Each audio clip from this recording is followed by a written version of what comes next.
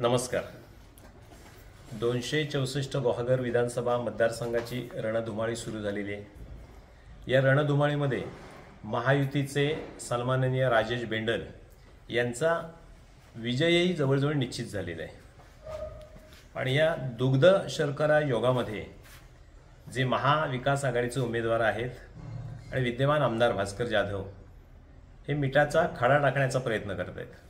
खरं म्हणजे ते आता सर्व सोशल मीडियामध्ये असं भासवत आहेत की भारतीय जनता पार्टी मला मदत करणार आहे।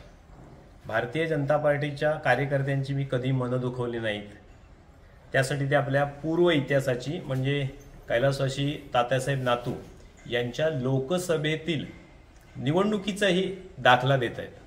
पण खरं म्हणजे पूर्वी काय झालं हे सांगण्या एवढा मी काय मोठा नाही, पण मला जेव्हापासून राजकारण कळतंय तेव्हापासूनचा इतिहास मलाही माहीत आहे। त्या वेळेला त्यांनी काही भूमिका बजावल्या असतील, त्या खऱ्याही असतील, त्याबद्दल मी बोलणार नाही कारण ती परिस्थिती तशी होती। पण एक काळ असा होता की विधानसभेतलं उत्कृष्ट संसदपट्टू म्हणून बाळासाहेबांच्या शिवसैनिकाला जो पुरस्कार मिळाला होता भास्कर जाधवांना, ते भास्कर जाधव वेगळे होते आणि आत्ताचे भास्कर जाधव हे वेगळे आहेत। खरं म्हणजे 2009 मध्ये निवडणुकीपर्यंतचा एक माहोल वेगळा होता, पण 2009 नंतरच्या विजयानंतर मी गुहागर विधानसभेचा आमदार आहे अशा भूमिकेतून वागण्यापेक्षा मी राष्ट्रवादीचा आमदार आहे, मी जाधव आमदार आहे अशा पद्धतीतून भास्कर जाधव जे वागलेत, भारतीय जनता पार्टीतल्या सर्वांना ज्यांनी फोडायची जोरदार मोहीम आखली होती, विविध व्यावसायिक आहेत हे गुहागर तालुक्यातले किंवा विधानसभेतले, यांना धाक दाखवून आपल्या पक्षात घेण्याचा प्रयत्न केला आणि भारतीय जनता पार्टी कमकुवत करण्याचा प्रयत्न केला। तो प्रसंग भारतीय जनता पार्टीचा कुठलाही कार्यकर्ता विसरणार नाही। सन्माननीय तात्यांनी, विनय नातूंनी ज्या व्यक्तींना, ज्या माणसांना भारतीय जनता पार्टीच्या माध्यमातून विविध पदावर नेऊन ठेवलं, त्या सर्व लोकांना विविध आमिष दाखवून यांनी आपल्या पक्षात घेतलं। पण एकदा भास्कररावांनी त्या माणसांकडे जाऊन बघावं की त्यांची काय हालत आहे ती। तुम्ही त्यांना वेगवेगळे आमिष दाखवलीत पण त्यांची कोणतीही पूर्तता केली नाहीत, म्हणून अशी मंडळी आता घरात बसलेली आहेत। काय केलं तुम्ही?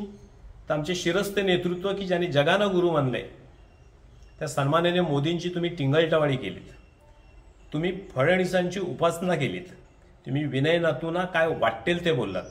ही भारतीय जनता पार्टी कधीही विसरणार नाही। न्यूजच्या तोंडावरती तुमचा पराभव तुम्हाला स्पष्ट दिसू लागलाय आणि म्हणून तुम्ही अगतिकपणे भारतीय जनता पार्टी मला मदत करील असे सोशल मीडियावर सांगून या महायुतीमध्ये मिठाचा खडा टाकण्याचा प्रयत्न करताय। पण माझी भास्कर जाधवांना एक जाहीर आव्हान आहे, या तुमच्या नौटंकीपणाला भारतीय जनता पार्टीचा कुठलाही कार्यकर्ता बळी पडणार नाही।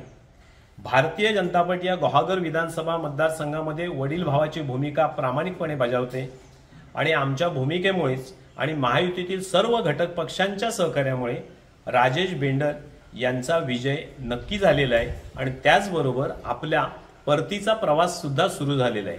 पुढील 8 दिवसात आपला हा परतीचा प्रवास अधिक वेगवान कसा होईल यासाठी भारतीय जनता पार्टी तन मन आणि धन ओतून कामाला लागणार आहे।